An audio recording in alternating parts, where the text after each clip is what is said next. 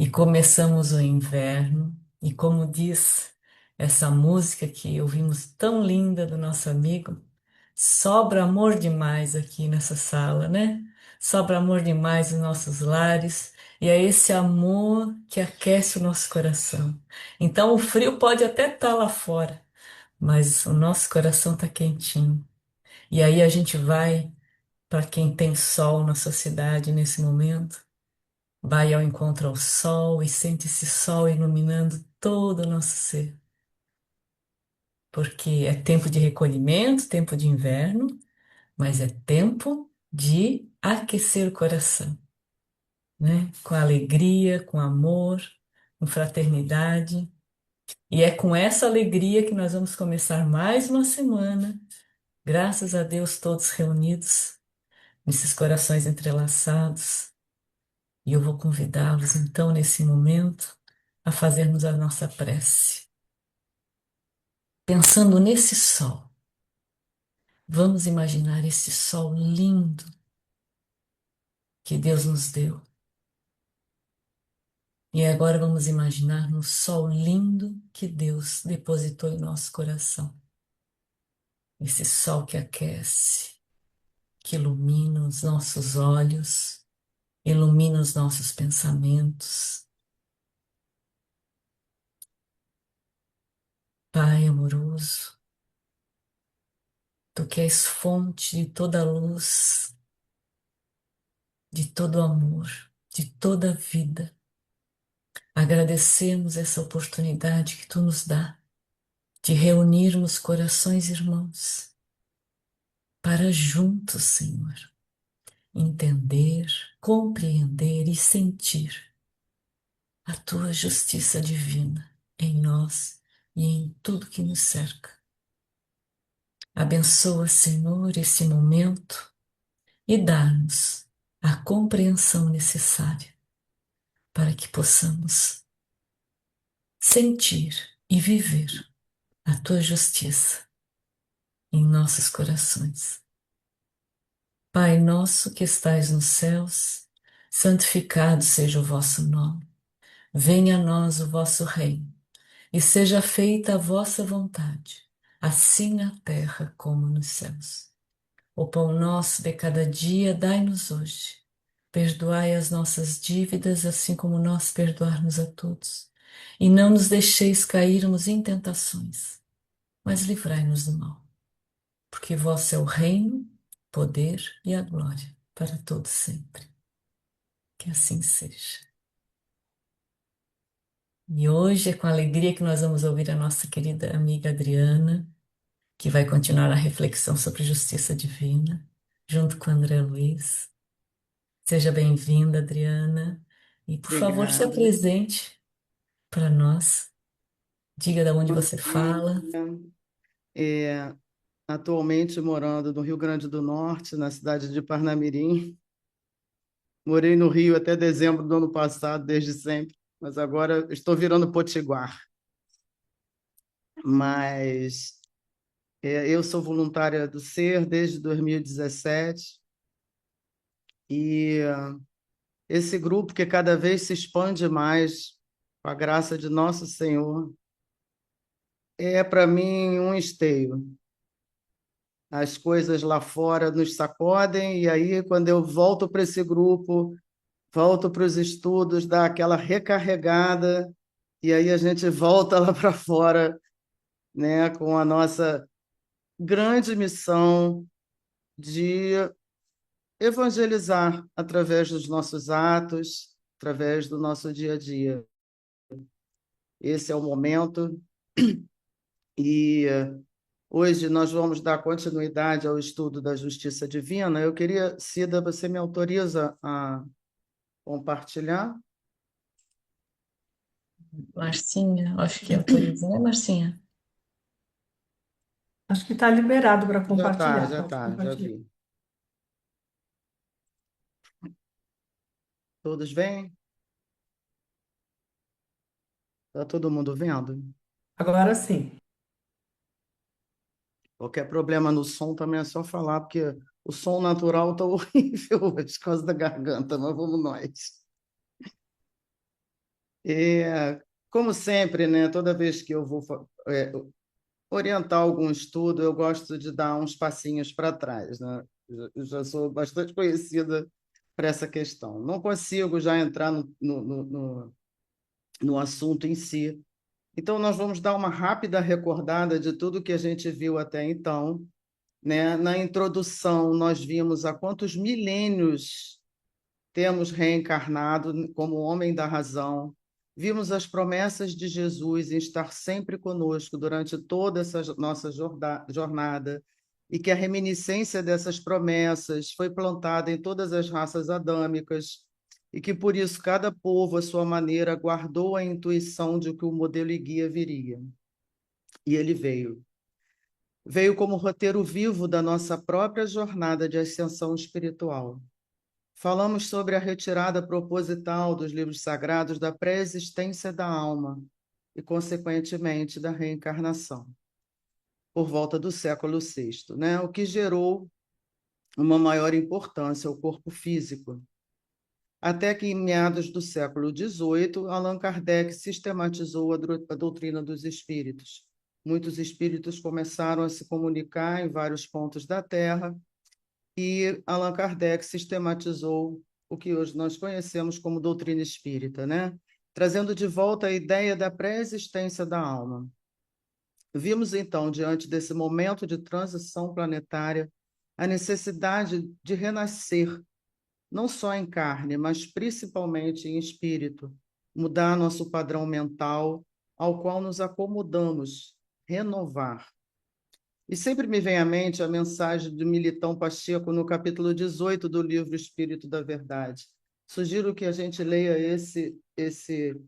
essa mensagem todos os dias, ou pelo menos uma vez na semana. Segunda-feira seria um bom dia para a gente já iniciar com essa espetada, né? E a grande frase dele é assim: o Espiritismo pergunta, não julgas que já é tempo de renovar? Quer dizer, ele nos apresenta várias situações em que pelas quais já passamos, em vários lugares, várias etnias, chega, né? Agora já está na hora, né? Então, para isso, há a necessidade de investigarmos a nossa própria existência como espíritos imortais que somos. E daí que se deu essa necessidade, né, da gente entrar nesse tempo de renascer, de estudar a nossa programação encarnatória, de sentirmos mais, né, do que conhecer. Acho que nós vimos, claro que é importante conhecer, mas começar a sentir e a viver, de fato, tudo aquilo que a gente já conhece, já lê sempre, conversa. Está na hora de jogar para o coração, né? A gente deu início com o tema finalidade da reencarnação. É um objetivo macro, né? O propósito pela qual a lei divina institui a reencarnação para todos os espíritos. Essa finalidade da reencarnação, ela vai responder a seguinte pergunta: para que reencarnamos? Meditamos e sentimos sobre a história de Pólux e Alcíone em Renúncia. No outro estudo, nós estudamos sobre a necessidade da reencarnação. Não é a mesma coisa, né? A imposição imediata da lei de evolução baseada no estado atual do espírito, a necessidade da reencarnação, vai responder a seguinte pergunta: por que eu preciso reencarnar agora? E nós meditamos e sentimos com a história da reencarnação de Segismundo em Missionários da Luz. Semana passada iniciamos o tema Justiça Divina, com base principalmente no livro Céu e Inferno, onde a justiça divina é apresentada como uma lei imanente, onde o próprio espírito é seu juiz, através do sofrimento moral causado pelo orgulho e pelo egoísmo, ou da paz de consciência. Meditamos sobre isso com a própria história de Emmanuel no livro Há 2000 anos. Hoje nós vamos falar da justiça divina, com base na lei de justiça, amor e caridade. Nós vamos... qual é a diferença? Uma, como eu disse, é a lei imanente, onde o próprio Espírito é seu juiz. A lei de justiça, amor e caridade, ela tem uma ótica predominantemente estrutural, moral e social.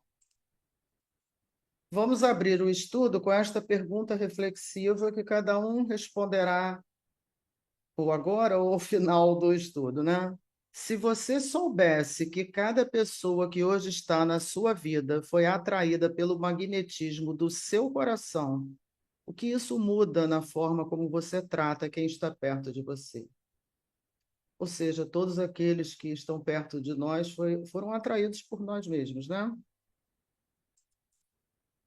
Vamos ao conceito de justiça rapidamente, né? Tem vários conceitos. A justiça ela pode ser explicada, né, sob a ótica filosófica, jurídica ou espiritual.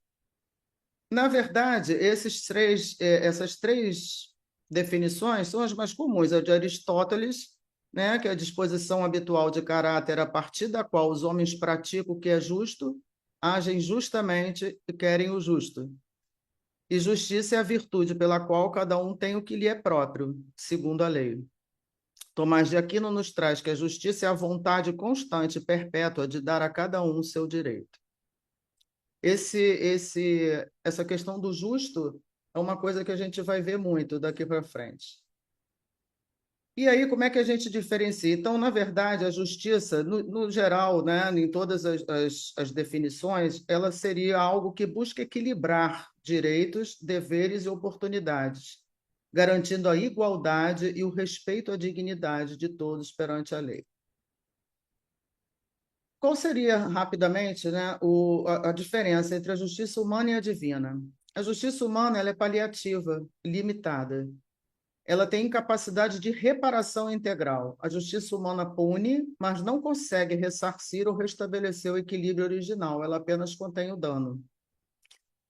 O foco é na superfície. O direito humano lida com os fatos materiais, provas externas e testemunhos. Ela tenta aproximar-se da verdade, mas não consegue ler as profundezas do psiquismo ou a real intenção oculta do espírito. Ela é evolutiva e imutável, né? As leis humanas mudam conforme o progresso das luzes e da cultura. O que era considerado justo na Idade Média hoje nos parece monstruoso. Por ser feita por homens, ela reflete o grau de imperfeição da própria humanidade. E chegamos, finalmente, né, ao nosso tema, que é a justiça divina. A justiça divina é integral, educativa e indissociável do amor e da caridade. Essa lei de justiça, amor e caridade é a única lei moral com um nome composto. E por que a importância disso? Porque algumas pessoas a leem como se fossem três leis: justiça, lei de amor, lei de caridade. Não é. Essa lei moral é justiça, amor e caridade, é uma coisa só. Tá? Não significa três elementos distintos. É uma única lei, porque o universo é regido pelo amor. E aí eu tentei fazer algo que demonstrasse como eu sinto, né, essa lei de justiça, amor e caridade. O amor como centro, né, a justiça e a caridade. Sob a justiça, ela se sustenta no tripé liberdade, igualdade e fraternidade. Então, o justo é o que respeita esse tripé. E tudo que ele faz pode ser universalizado. O que significa isso? Eu posso roubar? Todo mundo pode roubar? Então, quando é uma coisa universal, aquilo que eu estou fazendo, todo mundo pode fazer, isso é justo. Tá? Sempre liberdade, igualdade e fraternidade, tudo em equilíbrio, óbvio, porque os excessos dos três geram muito desequilíbrio, né? E o caridoso? O caridoso é aquele que cumpre o outro tripé de sustentação, aquele que é benevolente, indulgente e que perdoa. Então, a justiça vai se aperfeiçoar no amor e vai se expressar na caridade. Se você não cumprir esse aspecto tríplice, você não cumpriu a lei de justiça, amor e caridade, né? Por isso que a justiça humana ela não é justa, porque ela tem pouquíssimos elementos de amor e quase nenhum de caridade, né? A justiça humana ela gerencia os conflitos da matéria, através do isolamento e da punição formal, enquanto a justiça divina cura a alma ferida através do esquecimento temporário do passado, da oportunidade de recomeço e do império absoluto do amor.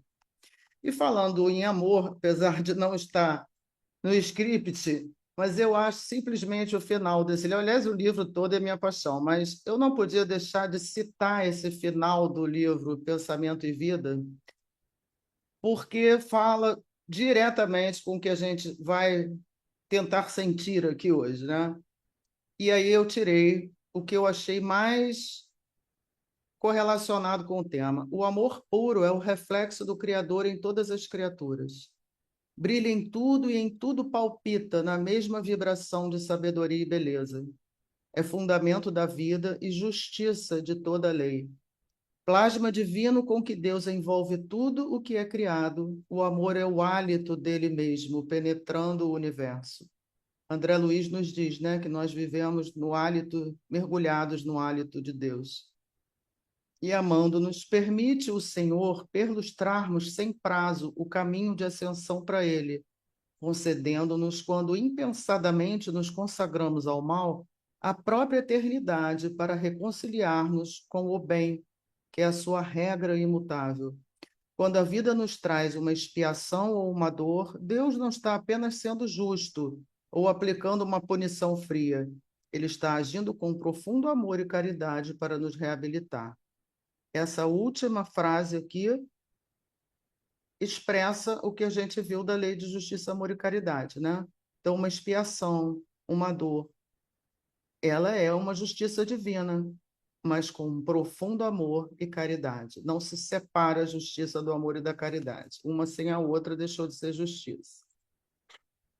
E aí, no Livro dos Espíritos, vamos agora às questões que nos fazem conhecer essa lei, né?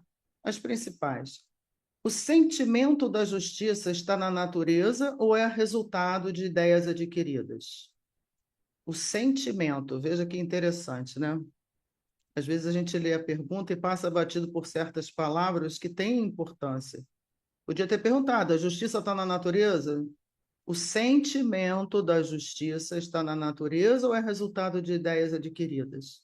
Está de tal modo na natureza que vos revoltais à simples ideia de uma injustiça. É fora de dúvida que o progresso moral desenvolve esse sentimento, mas não o dá. Deus o pôs no coração do homem. Daí vem que, frequentemente, em homens simples e incultos, se vos deparam noções mais exatas da justiça do que nos que possuem grande cabedal de saber. E como temos visto isso? Atualmente, então, com essa Copa, eu tenho visto assim coisas de chorar, nesse sentido. Quanto mais simples, quanto mais inculto, parece que esse véu, né, que nos atrai tanto a pensar, nos tira do foco do nosso ser, parece que não existe neles. Eles são muito justos nesse sentido, de justiça, amor e caridade, na lei de amor. Sendo a justiça uma lei da natureza, como se explica que os homens a entendam de modos tão diferentes, considerando um justo o que a outros parece injusto? É porque a esse sentimento se misturam paixões que o alteram, como sucede à maior parte dos outros sentimentos naturais, fazendo que os homens vejam as coisas por um prisma falso.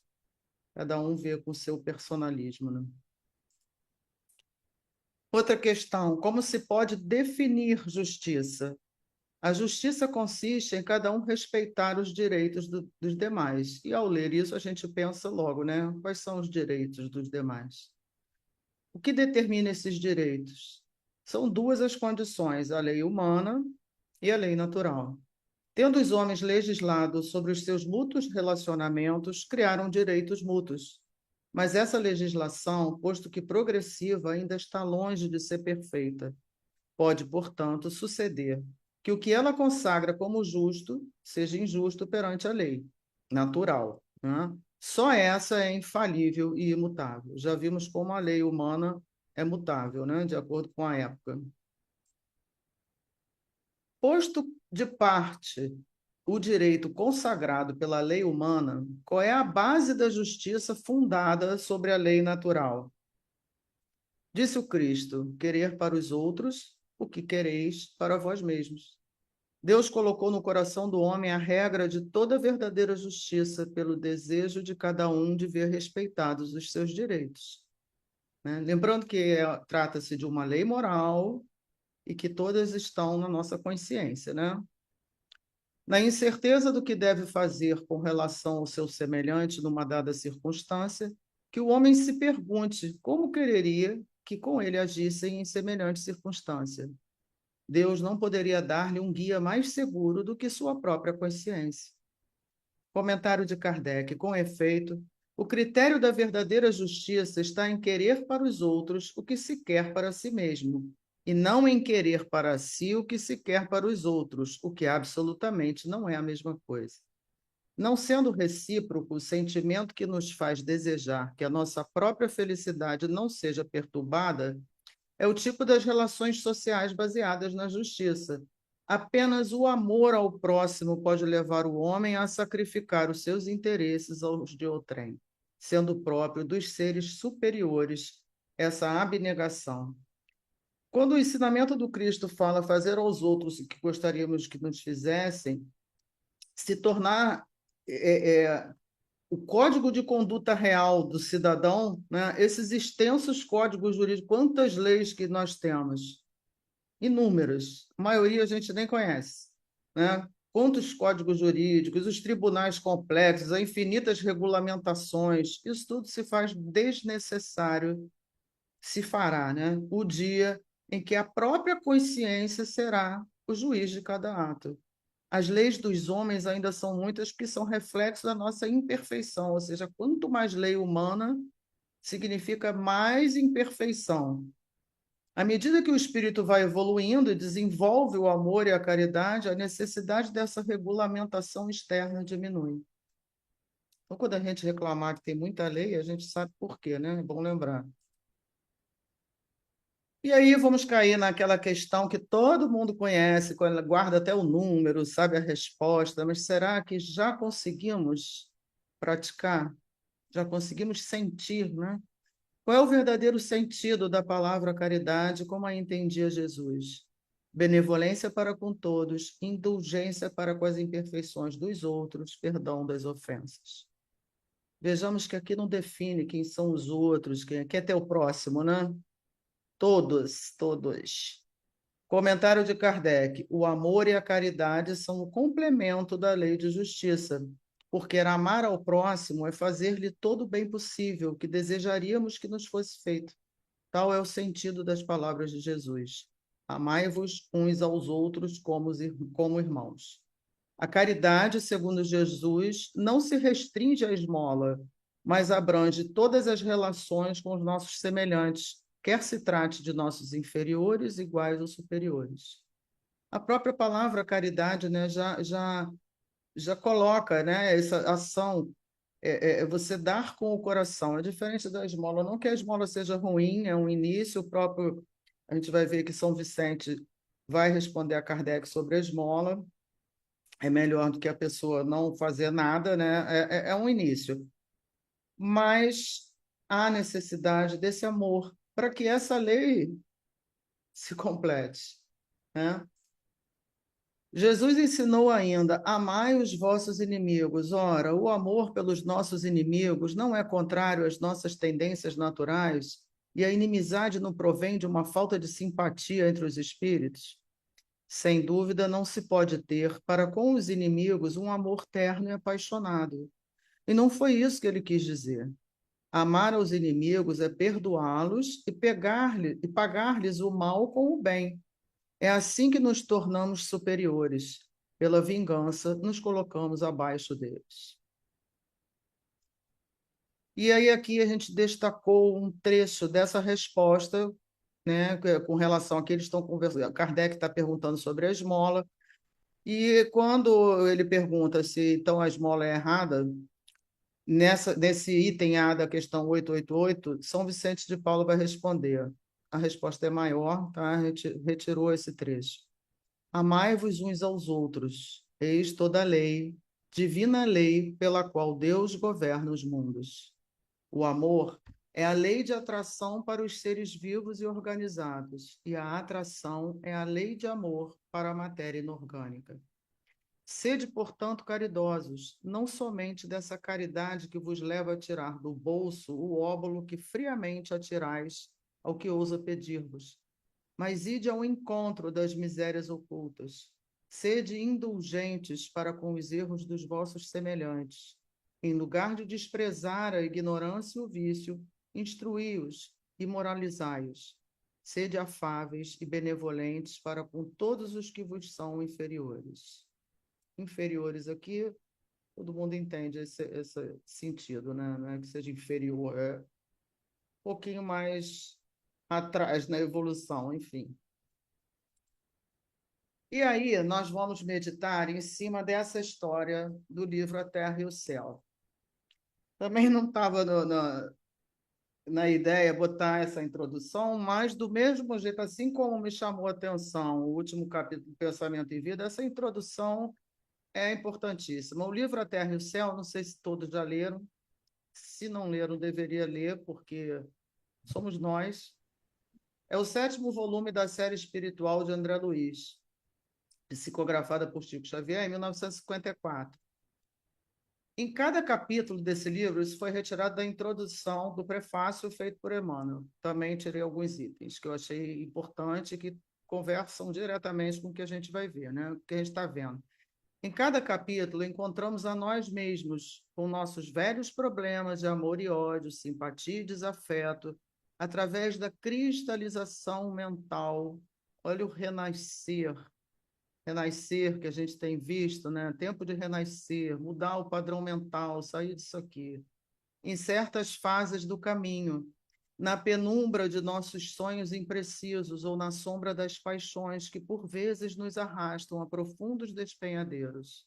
Neste livro, somos forçados a contemplar-nos por dentro, no chão de nossas experiências e de nossas possibilidades, para que não nos falhe o equilíbrio, a jornada redentora no rumo do porvir.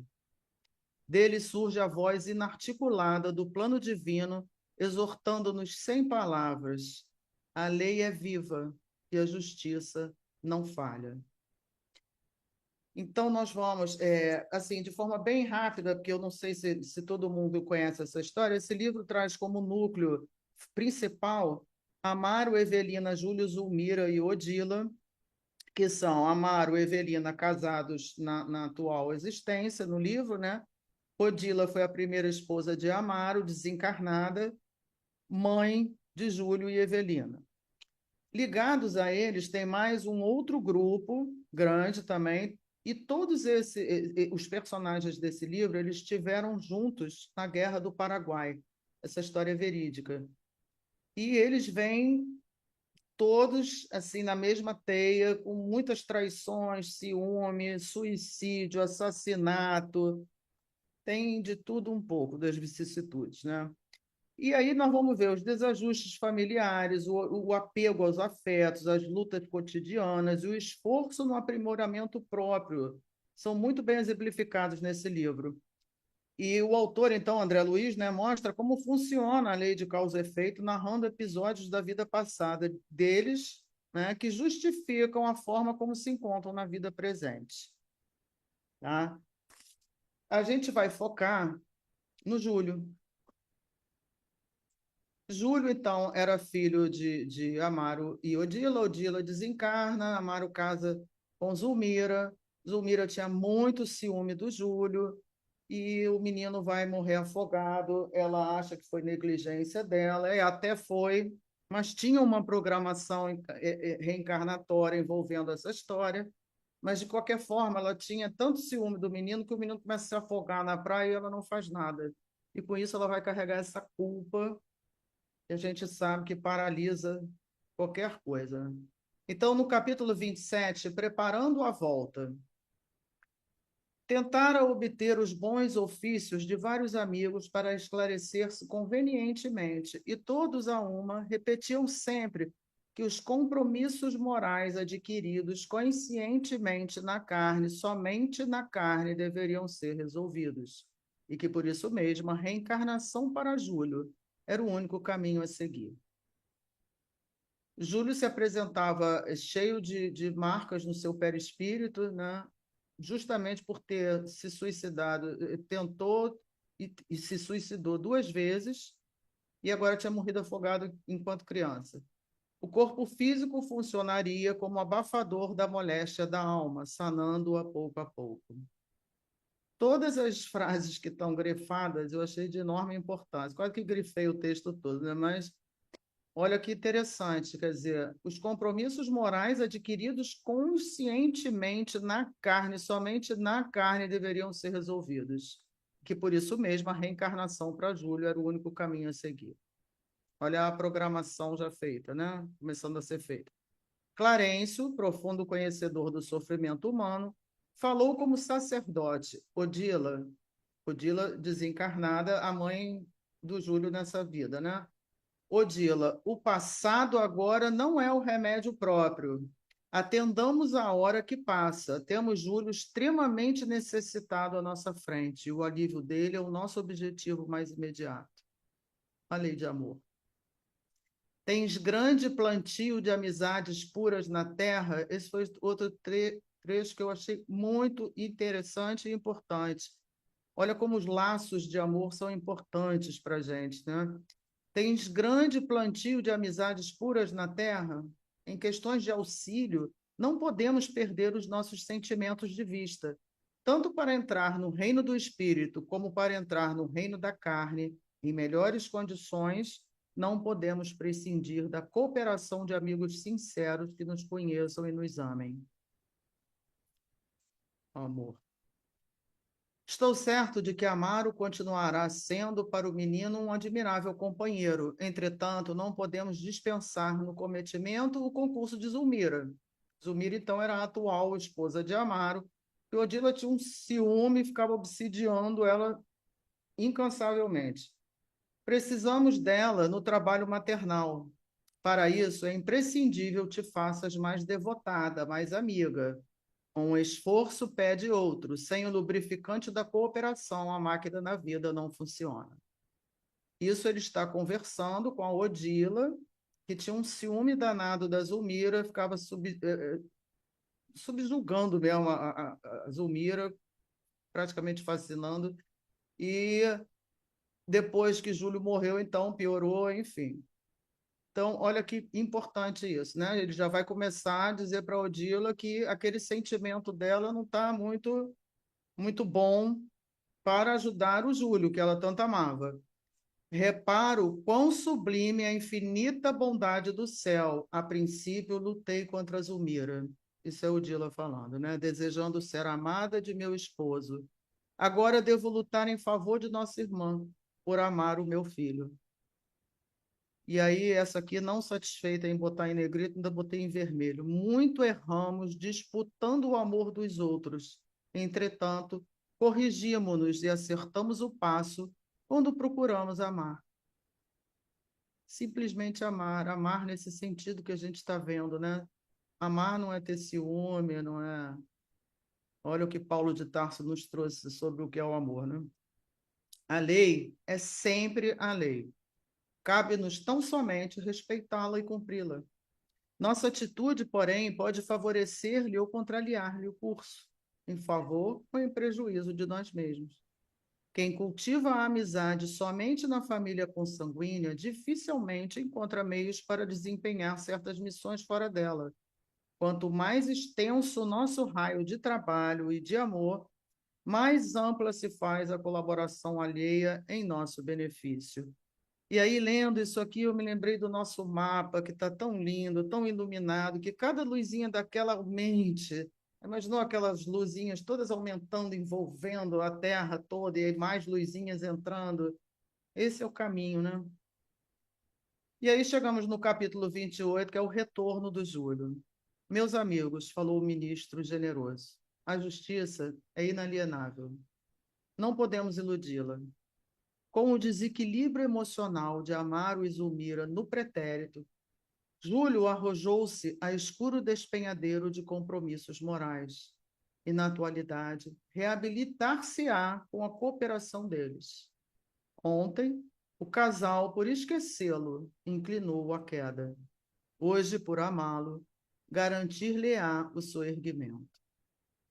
Isso aqui é porque lá na Guerra do Paraguai houve traição, por isso que Júlio, na outra vida, se matou, enfim, todos eles muito envolvidos uns com os outros, praticando o que para eles na época seria amor e que não era, por isso deu nisso tudo aqui dessa história. Clarencio ergueu os olhos para o alto e orou em voz comovedora. Eu sugiro até que vocês fechem os olhos, porque isso aqui é lindo demais, para sentir essa oração feita por Clarencio no mundo espiritual. Senhor, abençoa-nos. De almas entrelaçadas na esperança em teu infinito amor e no júbilo que nasce da obediência aos teus desígnios, aqui nos achamos, acompanhando um amigo que volta à recapitulação. Dá-lhe forças para submeter-se resignado à cruz que lhe será a salvação. Ó Pai, sustenta-nos na grande estrada redentora em que o obstáculo e a dor devem ser nossos guias. Fortalece-nos o bom ânimo e a serenidade e modera-nos o coração para que saibamos servir-te em qualquer circunstância. E aí, então, Odila pega Júlio e o aproxima do corpo físico de Zulmira. E Clarencio vai explicar sobre o útero, né? Sobre o corpo feminino. É um vaso anímico de elevado poder magnético, com um molde vivo destinado à fundição e refundição das formas ao sopro criador da bondade divina, que em toda parte nos oferece recursos ao desenvolvimento para a sabedoria e para o amor. Maternidade é sagrado serviço espiritual em que a alma se demora séculos, na maioria das vezes, aperfeiçoando qualidades do sentimento. E aqui nós podemos fazer isso é um claro exemplo da diferença da justiça humana e da justiça divina, né? Por quê? Isso aqui eu ouvi Haroldo falando e nunca mais esqueci e repito sempre. A justiça divina resgata dois inimigos, colocando um no útero do outro.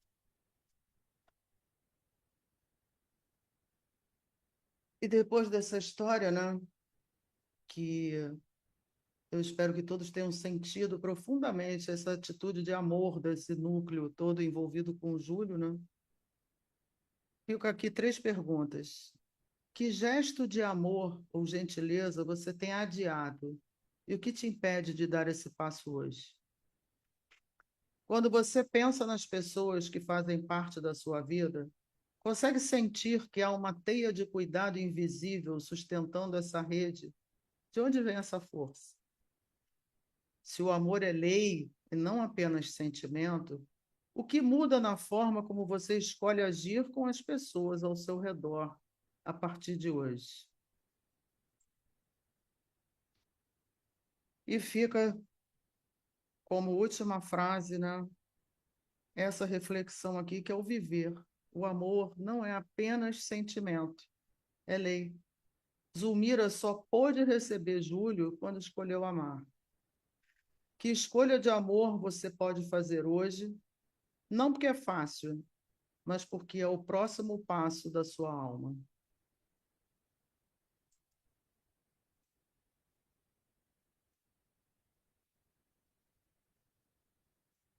Perguntas, conversas, críticas. Esse é o momento. Ei, Adriana, obrigada por esse capítulo. Eu acho que você, quando fez a abertura, tocou num ponto muito importante, né? A lei humana nos separa do convívio. Ainda não dá para conviver junto. E a lei de Deus nos reúne em laços de amor, né? Nos reúne. Exatamente. A lei humana nos afasta, né? Isso, porque naquele momento talvez não dê, né? Não seja possível estar juntos, né? Mas a programação divina, quando há esse, você falou como amizade, lubrificante, né? Que une. essa teia que sustenta essa rede de nossas relações. Acho que a gente fica com essa reflexão sobre a nossa rede, né? Exatamente. Até coloquei ali no grupo para quem faz os bordados, tudo começa no miolinho. E aí, quanto mais a gente vai tecendo, a gente vai aumentando o nosso bordadinho. E se Sim. tem um nó ali, a gente tem que voltar e resgatar aquele nó. Se tem um ponto perdido, a gente vai ter que voltar ali e resgatar aquele ponto perdido, até ficar esse lindo bordado da nossa, da nossa rede, e a gente entendeu que Jesus disse que somos todos irmãos, que nos amamos todos como irmãos. Obrigada, viu, minha amiga? Adorei conhecer a história do Júlio e da Zulmira. Leiam esse livro, porque quem não leu, ou quem já leu há muito tempo, lê de novo, porque a gente sempre lê com outros olhos. E é muito interessante, porque ali é o nosso dia a dia, né? Somos nós ali. E é uma história verídica, né? Um núcleo que vem junto da Guerra do Paraguai, e aí a gente percebe ali o quão importante é o amor como lei, né? A gente tem uma coisa com essa palavra que tudo, eu amo chocolate, eu amo batata, enfim, ficou uma palavra assim meio, não, eu amo tudo, mas o sentimento mesmo, a lei de amor, né? É uma lei, aquela coisa que Kardec fala, que o amor é a lei de atração entre os orgânicos, e a lei de atração nos inorgânicos, quem entende um pouquinho de química, de física, conhece a lei de atração, né? Isso é o amor, é uma lei divina, né? Que a gente talvez não tenha nem dimensão ainda do que isso é, mas com essas histórias que a gente acompanha, né? Enfim, por isso que eu acho legal ler o livro. É um núcleo que vinha todo, entendeu, cheio de dívidas de uns com os outros, e ciúme, muita gente. Entendeu? Então, eu acho que. E depois todo esse amor, né? Todo esse carinho, aquela prece do Clarence é uma coisa assim, né? Ele se fez tão pequeno que eu desapareci. E Clarence se fazer pequeno, eu sumi. Mas, assim, você vê como é importante, né? O sentimento. Você vê o sentimento da justiça. Nunca prestei atenção nessa pergunta, nessa palavra. Quer dizer, justiça é um sentimento, né? Ser justo é um sentir. Fala, Sandra. Bom dia, Adri, bom dia a todos. É, no domingo, a gente tem um estudo aqui que nós fazemos com alguns companheiros. Eu falo aqui de Diadema, da Grande São Paulo, mas estou ligada ao Grupo Espírita Caibachuto, da doutora Marlene, e a gente está estudando, agora minuciosamente falando, o livro dela, Passe como Cura Magnética, que a gente já fez algumas leituras na nossa casa. Nós estudamos o livro inteiro, e a doutora, ela sempre fazia, no rodapé dos seus livros, ela sempre faz as citações. Em um determinado capítulo, ela coloca a história do Júlio. E aí nós estávamos, no domingo, falando exatamente sobre isso, né? Quais são as nossas ligações, né, amorosas? Como que nós vamos trabalhar? Aí a Eleonora trouxe, exemplificou de uma maneira tão lúdica e muito clara o bordado, né? Então eu penso que podemos primeiro agradecer a oportunidade dessa encarnação e tentar da forma mais amorosa aparar todas essas arestas. Porque, obviamente, eu, na minha pequenez, talvez ainda volte muitas outras, né? Como diz Jesus, estamos numa evolução constante. Chegaremos ao angelical? Chegaremos. Quando? Eu, pelo menos, ainda não sei quando. Mas o meu esforço, ele tem que ser um esforço, mas não aquele esforço. Eu sempre falo que amar, ele não pode ser um esforço que nos leve à exaustão. Ele, para mim, o amor, ele é uma construção diária. Ele é aquilo que preenche a alma. que acolhe, que eleva. Então, a gente tem obras maravilhosas, né? Essas ligações desses elos todos, do Júlio, da Zumira e de tantos outros, né? Do Sugismundo, e aí a gente vai fazer citações. Então, eu acho que a gente tem, sim, o dever, no sentido de realmente transcender esse amor, né? E é o amor ao próximo, e o próximo nosso é todos aqueles que cheguem até nós, né? Porque é muito fácil a gente é, amar aos amigos, né? Mas eu não nem diria aos inimigos, eu diria aqueles aos desafetos que a gente tem que reconstruir. Eu acho que essa é uma grande oportunidade e que eu, particularmente, tenho me esforçado muito para tentar cumprir, né, tudo isso. Ontem, conversando com amigos, só para finalizar e dar oportunidade a todos, no Missionários da Luz, acho que no capítulo 12, depois no Obreiros da Vida Eterna, no capítulo 16, nós falávamos que existe uma citação do que é um ser completista. Então, o ser completista é aquele que, durante a sua jornada, né, aquela sua encarnação, ele cumpriu tudo a que ele se propôs a fazer, né, com muita. Ele completou tudo, né? Ele foi impecável, vamos assim dizer. E aí alguém falou assim, mas eu nunca vi essa expressão. E aí a gente, já que chamou a atenção de algumas pessoas, um grupo de pessoas que estávamos conversando ontem, existe realmente essa citação no Missionários da Luz. Que bom, né, que existem essas pessoas, né, que são completistas, que na sua jornada, na sua encarnação, elas conseguem cumprir tudo, né, com maestria, porque pensa em si e pensa no próximo, assim, incondicionalmente. Então, eu acho que essa foi a reflexão que me veio. Muito obrigada, Adriana, e desejo a todos nós uma excelente semana. Um beijo. Amém, beijo.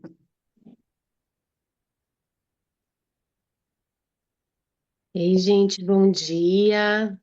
Bom dia.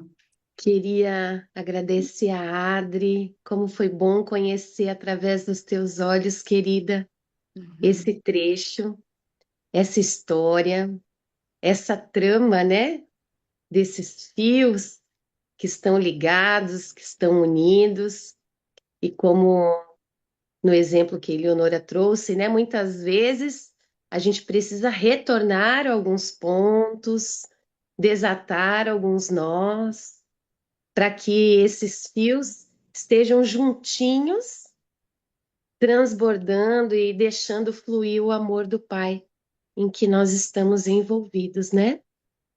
E aí, nessa fala da Sandra, tão linda, assim, do coração, do esforço, que todos nós, né, quando dissemos o nosso sim, antes de reencarnarmos, né, conforme a vida vai se conduzindo, vamos nos relembrando dos compromissos assumidos, né?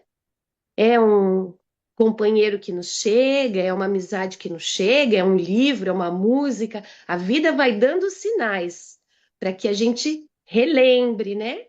Qual o propósito, qual a finalidade, qual a necessidade de estarmos aqui, né? É amar, é santificar o nosso próprio coração, né? E mas durante muito tempo nós trouxemos esse peso, inclusive no estudo de Segismundo que nós fazemos também no terceiro domingo de cada mês, e ontem tivemos o nosso estudo, né, Maria? Cris também, Tênis. Nós ficamos muito nessa expressão completista que muitas vezes traz um peso, né? Mas então, será que eu vou ser um completista? Será que a gente vai dar conta de completar tudo que a gente assumiu? Como que a gente vai lembrar tudo que a gente assumiu? E aí eu acho que o mais importante é a gente acreditar. É acreditar nos nossos potenciais, acreditar que nós sim podemos, E que assim como uma semeadura, quando você vai plantar o feijãozinho lá, vocês já fizeram aquele trabalhinho de escola? De colocar o feijãozinho no algodão? Aí você coloca 2, 3 ali, né, dona Luísa? Às vezes o feijãozinho não brota, mas o feijão não se perde. Ele vira sustento para a terra, ele vira adubo para uma continuidade, para uma nova semente, para uma nova planta. Então, a gente pensando e observando na própria natureza essa continuidade, tira esse peso, sabe? Que a gente dá a expressão completista. Então, muitas vezes, não vai ser numa encarnação que a gente vai completar tudo o que é necessário, né? Mas o nosso esforço sincero e esse amor que a senhora transbordou, né, do esforço de estar aqui e estar fazendo o possível, é isso que nos move, né? É acreditar nas nossas potencialidades, nessas sementinhas, nesses feijõezinhos que nós trazemos no nosso ser. Obrigada, viu, queridos? E aproveitando o seu exemplo do feijão, Vanessa, é importante também lembrar que tudo é um processo, né? Você não bota o feijão hoje no algodão e amanhã ele já está ultrapassando o céu, como na história do João e pé de feijão. Tudo é um processo, entendeu? Eu acho que às vezes essa coisa do completista nos gera uma ansiedade, entendeu? Ai, meu Deus, tem que ser perfeito, amanhã tem que acordar perfeito. Não, calma, né? Vamos ver. A vida nos mostra onde nós estamos cristalizados. Por isso que eu fiz questão de botar aquele início lá, daquele prefácio, entendeu? A vida nos mostra. A gente que muitas vezes não quer ver, mas a vida, aquele negócio, nossa, toda hora isso acontece comigo. Opa, que bom que você percebeu. Então aproveita para ver por que acontece toda hora, entendeu? E aí a gente trabalhando aos pouquinhos, né? Isso para mim é uma irrigação diária. Quer dizer, a semente já está dentro de nós sabemos disso, né? As leis morais estão todas aqui dentro da nossa consciência. Então, a gente vai nutrindo, vai irrigando, vai observando. A todo segundo tem algo que nos leva a ver algo maior, entendeu? Então, eu acho que isso é que é importante, não ficar com essa ansiedade, se errar, entendeu? E souber que errou, que bom, né? Já é um passo enorme, porque tem gente que erra e nem percebe, entendeu? Você já percebe, opa, a consciência já apitou, não devia ter falado isso, não devia ter feito aquilo, enfim. Volta, você já sabe o que fazer, né? Por isso é que é tão importante esse sentir, porque a maioria de nós aqui já leu muito, já estudou muito, entendeu? Então, eu creio que o conhecimento todos nós temos, né? O que já é uma bênção. Nós estamos aqui todos juntos com conhecimentos que eu fico imaginando na atual conjuntura do mundo, né, de transição planetária, quem não tem algo assim, realmente está uma coisa de louco, entendeu? Uma coisa horrível. Por isso que suicídio aumenta, por isso que está essa doideira toda, porque a pessoa não tem uma base, entendeu? Não tem uma esperança, não tem um futuro, enfim. Então, eu acho que é por aí. É todo dia essa irrigaçãozinha, é você ficar atento, né? E aí vem o famoso vigiar e orar, quer dizer, vigiar os seus pensamentos, os seus atos, né? E lembrar essa coisa do nó, achei muito interessante, que a partir do momento que tudo é energia, e o amor é uma energia, quando você bota um obstáculo, você impede que aquela onda passe, né? Então ele não flui. E aí, quantos obstáculos que a gente vai colocando, né? Ah, aquele pisou no meu pé, aquele ali, não sei o quê. E a gente vai botando muros, né? Ao invés de dissolvendo esses nós. Não é para amar o inimigo como eu amo minha mãe, com tanta ternura. Não, não é isso, entendeu? Começa perdoando, começa sendo indulgente. Olha a caridade. Olha quanta coisa que a gente tem que desenvolver na base, né? Para chegar para realmente o amor conseguir, que é a lei, né? Quer dizer, a base da justiça, né? Liberdade, igualdade, fraternidade, a base da caridade, benevolência, indulgência e perdão. Quando qualquer um desses que esteja falho, a gente não é a lei de justiça, amor e caridade. né? Você não pode. Essa é outra frase do Haroldo que eu guardei também, que eu adoro. Quando Deus é justo, ele está te amando. E quando Deus está te amando, ele é justo. Fala, Tiago. Muito bom, Adriana, muito bom mesmo, né? Isso faz a gente entender que é um processo mesmo, né? É um processo e é um processo que não é no tempo do nosso desejo, da ansiedade, mas é no tempo de Deus mesmo, né? E eu acho que para mim o desafio maior é realmente a gente tentar enxergar os desafetos, né, como alguém ferido também, como a gente, né? Tem aquele arquétipo do curador ferido, né? O Kyrion, que é ao curar o outro, ele também se cura, né, nesse processo, né? É, então a gente fazer sempre esse exercício e como você disse, assim, às vezes o tempo da semente é esse tempo de Deus mesmo, né? Esse tempo do... Você vê um negócio lá da Guerra do Paraguai, né? Quanto tempo estava cristalizado, né? E a gente também, então, o que que é, assim, alguns 5 minutos de silêncio diante de um desentendimento do que séculos de Sim. desafeto. Então, e como é importante esses 5 minutos também, a gente reconhecer que conseguiu fazer os 5 minutos, né? Assim, isso, e a gente olhando esse processo como parte da nossa, da nossa cura, tem uma mensagem de Emmanuel, acho que é Salutar Remédio, que ele fala que a relação entre a vítima e o algoz, que sempre está mudando essa relação, né? Quando você trabalha o perdão, o auto-perdão, você limpa detritos mentais, né? São detritos mentais que ele usa essa expressão, então isso é muito interessante para a gente entender como uma coisa que a gente vai subindo a escadinha aos pouquinhos mesmo, né?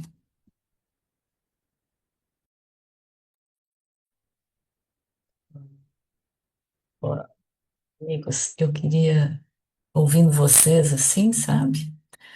Me veio a questão do pensar no agora, como o Tiago trouxe. Pensar no agora. Porque o agora é que nós temos nas nossas mãos para que a gente possa transformar a nossa realidade. E uma personagem dessa história do Júlio que me chama muita atenção é a Eveline. A Eveline, como esse ser de amor que é colocado no caminho de todos nós. Então, quando a Adriane trouxe olhai, vigiai e orai, esse olhai também é para que a gente encontre na nossa vida a misericórdia divina. Porque junto com a justiça divina, a misericórdia atua colocando no núcleo familiar, ou no núcleo de amizade, ou no qualquer núcleo, ela coloca aquela luz que vai que vai nos auxiliar. Sempre ao nosso lado tem alguém que está orando por nós, intercedendo por nós, seja encarnado, seja desencarnado. E é esse ser que está junto conosco nesse momento que nos dá força para que a gente possa ultrapassar os nossos desafios com mais coragem.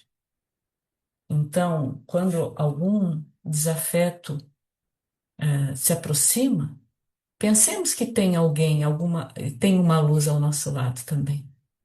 Olhemos, às vezes, até olhar para a natureza no momento de profunda tristeza ou profundo sentimento contrário ao amor, olhar a natureza, olhar o sol, olhar um pássaro, já nos dá calma naquele momento para que a gente possa seguir adiante. Então, sempre quando a gente tem os nossos desafios e os nossos desafetos, sempre vai haver uma luz para que a gente possa voltar ao nosso equilíbrio, né? E, e esse estudo que a Adriana trouxe hoje, ele vai nos trazer essa paz de saber que está tudo certo.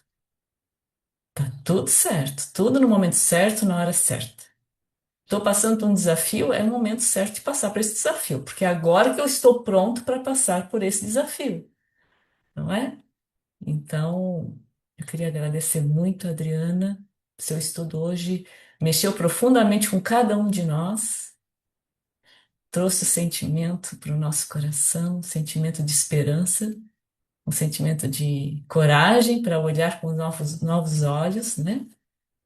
E eu ia pedir para você fazer a prece para nós agora, Adriana. Claro. Não, eu que agradeço. É como sempre a gente escolhe, eu escolho de acordo com o dia que é possível eu estar 7 horas aqui. E aí, quando eu vi o que eu tinha escolhido, eu falei, meu Deus do céu. E realmente, por conta do estudo, né, como a gente muda o olhar, por isso que eu falei, mesmo que já tenha lido esse livro, dá uma lida, é rápido de ler ele, entendeu? Dá uma lida de novo, que com certeza a gente lê com outros olhos, gente. É uma coisa assim, eu chego a ficar arrepiada, porque a proposta é essa, né, é sentir. Talvez quando eu li da outra vez, foi só para conhecer, é mais um livro do André Luiz, é o sétimo, vamos ler. Mas você sentindo aquilo ali é bom demais, você fica tão leve, saber que você não está sozinho, que tem um monte de gente ajudando, que está tudo certo, que é isso mesmo, como a Cida falou, entendeu? E respira fundo e vamos continuar. E por isso mesmo, Jesus, Mestre amado, eu só tenho a agradecer por esse momento, por essas pessoas que tu reunistes. Só você, Mestre, sabe em que teia nós aqui estamos envolvidos. Que possamos continuar aumentando cada vez mais essa teia, para que a tua palavra se torne definitivamente ação. Muito obrigada a todos, toda a espiritualidade que me ajudou. Obrigada a todos que me ouviram. Que cada coração tenha sido tocado com uma gotinha de amor,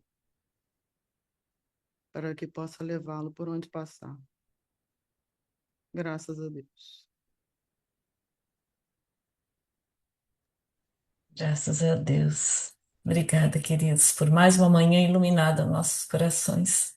Que assim seja. Bom dia. Seguimos as reflexões no grupo. Beijo a todos. Obrigada, Adriana. Bom dia. Bom dia. Bom dia, muito Bom obrigada. dia. Obrigada. Bom Obrigada. dia. Bom Muito dia, muito obrigada. obrigada, Bom dia a Adriana. todos, um Que abraço. Jesus abençoe. Um Bom abraço a todo dia. mundo. Obrigada, Diana. Bom dia. Bom dia.